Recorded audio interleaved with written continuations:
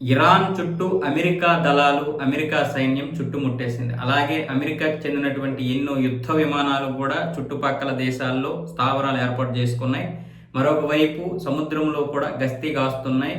ఇలాంటి పరిస్థితుల్లో ఇరాన్లో ఏ క్షణమైనా ఏదైనా జరగవచ్చు అని చూసేదానికంటే సైనిక చర్య జరిగి అధికార మార్పిడి జరగకపోతే ఇరాన్లో ఇంకా అనేక వేల మంది చనిపోతారు. కాబట్టి ఇక సైనిక చర్య జరగాల్సిందే, అధికార మార్పిడి జరగాల్సిందే. 47 ఏళ్లుగా వాళ్ళు మాట్లాడుతూనే ఉన్నారు, కానీ ఎక్కడా పరిష్కారం దొరకడం లేదు. ఈలోగా కొన్ని వేల లక్షల మంది చనిపోతున్నారని ట్రంప్ అయితే అంటున్నాడు.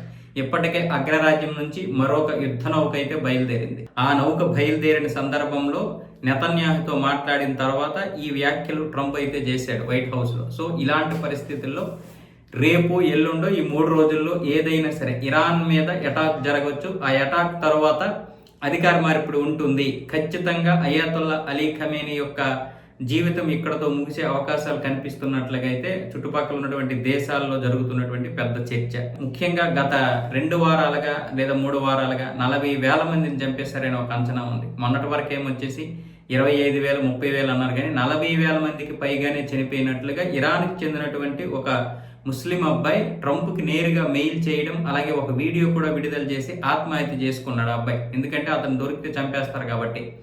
ఇక చర్చలు వేస్ట్, మీరు నేరుగా ఇరాన్ మీద దాడి చేయాల్సిందే, లేకపోతే ఇక్కడ మరికొన్ని లక్షల మంది చనిపోయే అవకాశాలు ఉన్నాయి, రక్తం ఏరులై పారుతుందన్న విధంగా అతడైతే పోస్ట్ పెట్టాడు. ఆ తర్వాత జరిగినటువంటి పరిణామాలు, అంతకుముందు జరిగినటువంటి పరిణామాలు ఎక్కడా కూడా ఉద్రిక్తత పరిస్థితులు తగ్గడం లేదు. పైగా అణ్వాయుధాల విషయంలో ఇరాన్ కూడా చాలా ఎక్కువగానే చేస్తుంది. మా శాంతి కోసం, మా ప్రయోజనాల కోసం మాత్రమే అణ్వాయుధాలు తయారు చేసుకోబోతున్నాం, లేదా దానికి ప్రయత్నాలు చేస్తున్నాం తప్ప ఎక్కడా కూడా వాటిని దుర్వినియోగం చేసే విధంగా లేదా ఇతర దేశాలని ఇబ్బంది పెట్టే విధంగా, ప్రపంచ శాంతికి తూట్లు పొడిచే విధంగా మేమైతే అణ్వాయుధాలు తయారు చేయడం లేదని ఇప్పటికే అరాగ్జీ లాంటి వాళ్ళు మాట్లాడడం ఇప్పుడు అమెరికాకి కోపం తెప్పించేటటువంటి విషయం. పైగా ఇప్పుడు సైనిక చర్య జరగకపోతే ఇరాన్లో మరికొన్ని హత్యలు జరిగే అవకాశాలు ఉంటాయి. కాబట్టి అధికార మార్పిడి జరగాల్సిందే.